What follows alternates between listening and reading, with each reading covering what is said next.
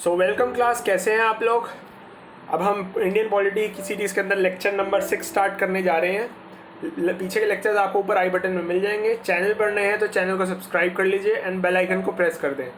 तो स्टार्ट करते हैं। Amendability of fundamental rights. तो वेरियस अमेंडमेंट्स जो की गई थी, तो हम उसमें आर्टिकल्स देखते हैं। आर्टिकल्स के थ्रू आर्टिकल 13 क्या कहता है? No law can abridge a fundamental right. कोई भी लॉ काट छाट नहीं कर सकता हमारे फंडामेंटल राइट के अंदर। जो हमारा फंडामेंटल राइट है वो रहेगा ही रहेगा। Article 368, parliament can amend anything in the constitution without changing it's basic structure. ये बात मैंने पहले भी बताई थी लास्ट लेक्चर में, पीछे के लेक्चर में, मतलब कि हम नींव को नहीं छेड़ सकते, लेकिन ऊपर की मंजिलें एक बिल्डिंग बना रहे हैं, नींव को नहीं छेड़ सकते, लेकिन ऊपर के फ्लोर्स को चेंज कर सकते हैं। वैसे ही हम लोग बेसिक स्ट्रक्चर को चेंज नहीं कर सकते, लेकिन कॉन्स्टिट्यूशन के अंदर कुछ ना कुछ अमेंडमेंट्स ला सकते हैं। जैसे 1967 का केस हुआ था, गोलकनाथ केस। आपको केस में जाने की जरूरत नहीं है। Supreme court said fundamental rights are unamendable but parliament passed 24th constitutional amendment act 1971। पहले तो सुप्रीम कोर्ट ने कह दिया कि फंडामेंटल राइट्स को आप चेंज नहीं कर सकते, लेकिन उसके बाद फिर कॉन्स्टिट्यूशनल अमेंडमेंट एक्ट आया गया आप पार्लियामेंट की तरफ से, जिसमें article 13 limitation shall not apply on anything amended under article 368। ठीक है, आर्टिकल 13 हमेशा अप्लाई नहीं किया जाएगा, इसलिए ही अमेंडमेंट लेकर आए, क्योंकि सुप्रीम कोर्ट कहता है आप कुछ भी अमेंडमेंट नहीं कर सकते फंडामेंटल राइट में। पर ऐसा नहीं हो सकता। इस केस के बाद सुप्रीम कोर्ट को लगा कि हाँ लेकर आ सकते हैं, तो इसलिए जब भी ऐसी सिचुएशन अराइज होगी तो आर्टिकल 368 को ज़्यादा वेटेज दी जाएगी इस अमेंडमेंट को। और ये सब अमेंडमेंट्स, मोस्ट ऑफ द जितनी भी अमेंडमेंट्स आप देखोगे ना, वो इंदिरा गांधी के टाइम पे ज़्यादा हुई हैं अमेंडमेंट्स। ठीक है, 1973 के अंदर क्या हुआ था, Khushwant Bhati case versus state of Kerala के बीच में जो केस हुआ था, तब सुप्रीम कोर्ट ने कह दिया fundamental rights are amendable but amendment shall not amend the feature of basic structure of constitution. Amendments लाओ लेकिन बेसिक स्ट्रक्चर को मत चेंज करो। If done basic structure amendment shall be done, it would be considered as null and void. अगर आपने basic structure को change किया तो सुप्रीम कोर्ट कहता है कि हम उसको नल एंड वॉइड कर देंगे। तो बेसिक स्ट्रक्चर का मतलब क्या है? बेसिक स्ट्रक्चर का मतलब है, ये कंप्राइज करता है सुप्रीमेसी ऑफ द कॉन्स्टिट्यूशन के, भाई हमारा संविधान सर्वोपरि है, सबसे ऊपर है। सेक्युलरिज्म इज बेसिक फीचर, कि हमारी जो कंट्री है वो सेक्युलर कंट्री है, बहुत सारे धर्मों को मानने वाली है। रूल ऑफ लॉ, लॉ का रूल चलेगा, किसी इंडिविजुअल का नहीं। जुडिशियल रिव्यू, जुडिशरी रहेगी, सुप्रीम कोर्ट, वेरियस कोर्ट्स जितने वो रिव्यू करने के लिए। फेयर एंड फ्री इलेक्शन होने चाहिए, ये नहीं कि आज इलेक्शन, एक बार प्राइम मिनिस्टर बन गया अब उसने इलेक्शन भी खत्म करवा दिया, ऐसा कभी नहीं होगा। तो ये हमारा बेसिक स्ट्रक्चर होता है। तो ठीक है, इसके बाद हम आगे बढ़ते हैं। That is why Keshavnath Bharati case also known as fundamental right case, क्योंकि वहीं पर ही बात आई थी कि हमें अमेंडमेंट्स लानी चाहिए या नहीं।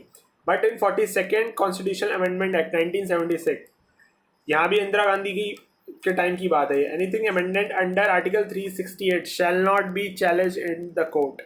इस कॉन्स्टिट्यूशनल अमेंडमेंट के एक्ट के अंदर आर्टिकल 368 को चैलेंज नहीं कर सकते, क्योंकि आर्टिकल 368 फिर आर्टिकल 13 से ऊपर हो जाएगा। ये बात मैंने आपको बताई। 1980 में Minerva mill case, supreme court said in violation of basic structure judicial review power is there. क्योंकि इंदिरा गांधी क्या करना चाह रही थी उस टाइम पे ना, कि बहुत ज़्यादा कट करना चाह रही थी पावर्स को, बाकी जो कॉन्स्टिट्यूशन के अंदर है, मतलब कोर्ट्स की पावर को कम करना चाह रही थी और अपनी पावर को बढ़ाना चाह रही थी। लेकिन सुप्रीम कोर्ट ने कहा कि कभी भी बेसिक स्ट्रक्चर को आप नहीं छेड़ सकते, चाहे आप कितनी भी पावर कम कर दो, जुडिशियल रिव्यू हमेशा रहेगा ही रहेगा। ठीक है, तो मतलब उस टाइम इंदिरा गांधी बिल्कुल चाहती थी कि वो पावर्स अपने पास ज़्यादा रखें। तो फिर अब हम आगे बढ़ते हैं। अभी हमने पार्ट 1 पार्ट 3 देख लिया, अब हम पार्ट 4 पर आते हैं।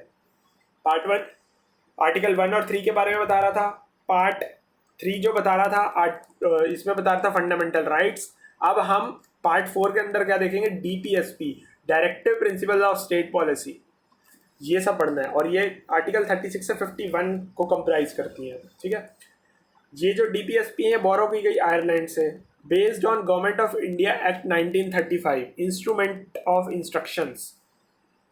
मतलब these are the suggestions for policy makers stating that while formulating any policy maker may follow the instruction. कि मतलब अगर आपको कोई पॉलिसी बनानी है तो पॉलिसी मेकर्स इसकी हेल्प ले सकते हैं, सजेशंस ले सकते हैं इनकी, लेकिन ज़रूरी नहीं है कि उसी का यूज़ करें ही करें। आप सजेशंस ले सकते हो बनाने के लिए कोई नई पॉलिसी, कोई भी अगर पॉलिसी मेकर आता है।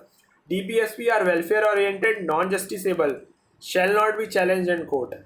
भाई ये वेलफेयर ओरिएंटेड होनी चाहिए, और ज़रूर मतलब मान लो अगर मैं आपको कहूँ कि आप मैं इंजीनियरिंग सर्विसेज के लिए मान लो सपोज एक एग्ज़ाम है, IAS का एग्ज़ाम है, मैं आपको उसके लिए पढ़ाने जा रहा हूँ, ठीक है, तो मैं आपको उससे सजेशन दे सकता हूँ, मानना ना मानना आपके ऊपर है। अगर मान लो मैं आपको कह दूँ और आप मान लो, तो और अगर आप पास ना हो, क्लियर ना कर पाओ उस एग्ज़ाम को, तो आप मेरे को कोर्ट में आकर नहीं कह सकते कि इन्होंने कहा था तो मेरा नहीं हुआ, ऐसा कुछ नहीं है। ठीक है, ये एग्जाम्पल समझ आया कि ये एक सजेशन है वेलफेयर के लिए, आपके वेलफेयर के लिए, बट आप इसको कोर्ट में नहीं ले जा सकते। ठीक है, चलिए अब आगे बढ़ते हैं हम लोग। Basically these are socio economic rights. जो DPSPs हैं ये सारी सारी सोशियो इकोनॉमिक राइट्स हैं, and if they are fulfilled then establishes state welfare. State मतलब कंट्री का वेलफेयर। आर्टिकल 39 क्या कहता है? The state shall make policy in such a way that there shall be adequate means of livelihood for all. Material resources of the country must be used for maximum common good. कि उसमें livelihood के लिए इतने adequate resources होने चाहिए, material sources होने चाहिए, for maximum common good होना चाहिए। There is no construction of wealth in few hands. थोड़ी से लोगों के बीच में ही सिर्फ वेल्थ नहीं बटी होनी चाहिए, कंट्री को अर्न करना चाहिए। Equal pay for equal work. अगर इक्वल काम किया है दो लोगों ने तो उन दोनों को इक्वल पे भी मिलना चाहिए। आर्टिकल 40 क्या कहता है? A state shall take steps to organise village panchayat system. Organisation of village panchayat, ठीक है, कि कोई स्टेट का मतलब country shall take steps to organise the village panchayat system को ऑर्गेनाइज करने के लिए स्टेप्स लेने चाहिए जो विलेजेस के अंदर होती है। Balwant Rai Mehta committee formed by government of India, इसलिए ये कमेटी बनाई गई, Balwant Rai Mehta committee. In this report committee said village panchayat system should be 3 tier system. ये 3 टायर सिस्टम होना चाहिए। ग्राम पंचायत, पंचायत समिति एंड जिला परिषद, ये 3 को कंप्राइज करनी चाहिए कमेटी। ग्राम पंचायत को, पंचायत समिति, ये सिर्फ कुछ विलेजेस में, और जिला परिषद। नोट ये कहता है आपको, the first panchayat was establish in 1959 Nagaur Rajasthan के अंदर। पूछता है ये क्वेश्चन कि फर्स्ट पंचायत कब स्टार्ट हुई थी और कौन कहाँ पर? 73rd constitutional amendment act 1992 at the time of PV Narasimha Rao. ठीक है, ये पार्ट 9 के अंदर लिखा गया है। जब मैंने आपको बताया था हमारा कॉन्स्टिट्यूशन के, उसमें पार्ट 9 में लिखा गया। आर्टिकल्स होते हैं, पार्ट्स होते हैं, और मतलब पार्ट्स होते हैं, उनके अंदर आर्टिकल्स होते हैं, प्रेसिडेंट है, पार्लियामेंट है, ये सब जो चीज़ें हो। तब ये मैंने आपको शायद शुरू फर्स्ट या सेकंड लेक्चर में ये सब बातें बताई थी। तो at the time of PV Narasimha Rao ये पंचायत के लेकर आया गया था। और शेड्यूल 11, शेड्यूल्स भी होते हैं, 29 सब्जेक्ट्स को कंप्राइज करते हैं, in which power, authority and responsibility of panchayat are defined. तो इसके अंदर DPSPs के अंदर 73rd कॉन्स्टिट्यूशनल अमेंडमेंट एक्ट जब 1992 में आया था, पंचायत के लिए पार्ट 9 कंप्राइज करता है, पार्ट 11 29 सब्जेक्ट्स को कंप्राइज करता है, जिसके अंदर कुछ सब्जेक्ट्स ये हैं कि पंचायत में कैसे फॉलो किए जाएंगे। 74th constitutional amendment act 1992 part 9A को, ये पार्ट 9 को करता है, पार्ट 9A को, 73rd और 74th। ठीक है, तो पार्ट 9A में दोनों 1992 के हैं। ये म्यूनिसिपैलिटीज़ को कंप्राइज करता है। वहाँ पंचायत की बात थी, अब म्यूनिसिपैलिटी, अर्बन लोकल बॉडीज जो होती हैं। और इसके अंदर शेड्यूल 11 था, यहाँ शेड्यूल 12 है, यहाँ 29 सब्जेक्ट हैं, 18 सब्जेक्ट है। ये भी power, authority and responsibility of यहाँ म्यूनिसिपैलिटी की, और यहाँ पर पंचायत की। ठीक है, आर्टिकल 41 क्या कहता है? A state shall provide right to work subject to its state economic capacity. कि भाई आपको राइट टू वर्क देना है। मतलब जैसे मनरेगा जब लॉन्च हुआ था, Mahatma Gandhi rural employment guarantee act जब लॉन्च हुआ था, मिनिमम 100 डेज वर्क देना था पर ईयर में किसी भी लेबर को। 2005 में जब ये लॉन्च हुआ था, first year government scheme towards employment. शुरू में थोड़ा मतलब अमाउंट कम था, उसके बाद अमाउंट रिवाइज होकर बढ़ा भी है कि एक मजदूर को अगर आप काम दे रहे हैं, मिनिमम साल में 100 दिन का काम देना है और इतना अमाउंट देना ही देना है। फर्स्ट एवर गवर्नमेंट स्कीम थी ये टूवर्ड्स एम्प्लॉयमेंट, मनरेगा। बहुत बार सुना भी होगा आपने न्यूज़ में। फिर उसके बाद article 44 implementation of uniform civil code for citizen. ये यूनिफॉर्म सिविल कोड आप इस लास्ट ईयर में कितनी बार सुनते हैं, ये पोर्टफोलियो के अंदर भी दिया गया हमारी जो करंट बीजेपी सरकार है कि वो ये लागू करेंगी। The state shall endeavour to secure for the citizen a uniform civil code throughout the country, के हर स्टेट में पूरी कंट्री के हर जगह पर एक यूनिफॉर्म सिविल कोड होना चाहिए, मतलब यूनिफॉर्म सेट ऑफ इंस्ट्रक्शंस होने चाहिए, रूल्स होने चाहिए, लॉज होने चाहिए जो हर एक के ऊपर अप्लाई हो, क्योंकि कुछ स्टेट्स में कुछ रूल्स होते हैं, कुछ में कुछ रूल होते हैं, तो इसलिए यूनिफॉर्म सिविल कोड लेकर आना चाहते हैं और अच्छा भी है ये। Article 45 core and education for children up to the age of 6 years. भाई आपको कोर नहीं sorry care and education provide करनी है। Provision for free and compulsory education for children, free and compulsory education देनी है 6 साल के बच्चों के लिए। Mid day meal scheme by government of India, ये शुरू की गई थी, जो कि वर्ल्ड की सबसे लार्जेस्ट चाइल्ड न्यूट्रिशन प्रोग्राम है, वर्ल्ड का सबसे लार्जेस्ट। तो by 86 constitutional amendment act 2002 article 21A added, मैंने बताया था ना 21A एडेड यहाँ हुआ था, पीछे लास्ट लेक्चर में ही बताया था ये बात। Primary education shell be the fundamental right for every children 6 to 14 years की एज के अंदर, ये फंडामेंटल राइट आता है। फंडामेंटल ड्यूटी ऑल्सो ऐड की गई यहाँ पर, it shall be duty of every parent to send their children to school, ये एक ड्यूटी है हर पेरेंट की कि वो अपने बच्चे को स्कूल भेजें, ठीक है। सर्व शिक्षा अभियान भी इसके तहत चलाया गया था इसी आर्टिकल के corresponding. Article 51 promotion of international peace and security, आपको सारे आर्टिकल नहीं पढ़ने, मैं पहले ही बता रहा हूँ, जो पेपर के लिए इंपॉर्टेंट है वही करने हैं, तो मैं सिर्फ वही आर्टिकल्स बता रहा हूँ। आर्टिकल 51 क्या कहता है, promotion of international peace and security, union peace keeping mission where Indian army also joint, Panchsheel agreement sign between Nehru and जो एली, ठीक है। प्रमोशन ऑफ इंटरनेशनल पीस के बारे में बताता है ये आर्टिकल 51 कि यूएन पीस कीपिंग मिशन, इसलिए आप देखेंगे कि हमारे कॉन्स्टिट्यूशन के अंदर ये आर्टिकल लिखा हुआ है कि हमें इंटरनेशनल पीस मेंटेन करती है, तो इसलिए आप न्यूज़ में भी बहुत सुनते हैं कि इंडिया बहुत बार बहुत जगहों पर रिप्रेजेंट करता है हमेशा जब भी इंटरनेशनल पीस और हारमोनी की बात आती है। पंचशील एग्रीमेंट भी साइन हुआ था नेहरू एंड हवेली के बीच में ये, तो ये आप न्यूज़ में बहुत बार सुनते होंगे ये बात कि क्यों इंडिया इतना एक्टिव पार्टिसिपेट है यहाँ पर। आर्टिकल 48 क्या कहते हैं, organisation of agriculture and animal husbandry on modern scientific lines. 1965 के अंदर ग्रीन रेवोल्यूशन आया था कि भाई एग्रीकल्चर एंड एनिमल हस्बेंड्री को आपको बढ़ावा देना है on the basis of modern scientific, मतलब मॉडर्न टेक्नोलॉजी का यूज़ करते हुए।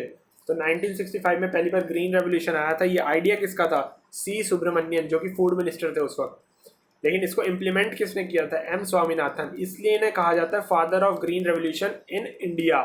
लेकिन वर्ल्ड के कौन है, Norman Borle, father of green revolution of the world है।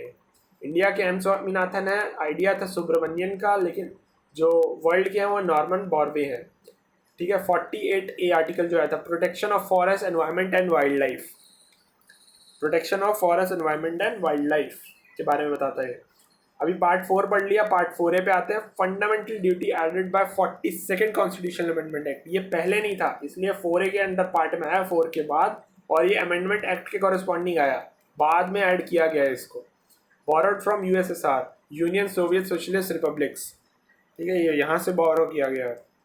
इसके अंदर क्या डिफाइन किया है, 10 ड्यूटीज़ हैं और एक ड्यूटी का बाद में लेटर ऐड किया गया। हमारे राइट्स, अगर आप फंडामेंटल राइट्स देखेंगे तो उसके अंदर आपको 11 ड्यूटीज़ दिखाई जाएंगी टोटल, अगर आप गूगल पर सर्च करें। 10 ड्यूटीज़ हैं और एक बाद में ऐड की गई 86 कॉन्स्टिट्यूशनल अमेंडमेंट एक्ट 2002 के तहत। It shall be the duty of every parent, ऊपर ही बताई थी मैंने बात, to send their children to school, ये बात अभी ऊपर ही बताई मैंने आपको, ठीक है।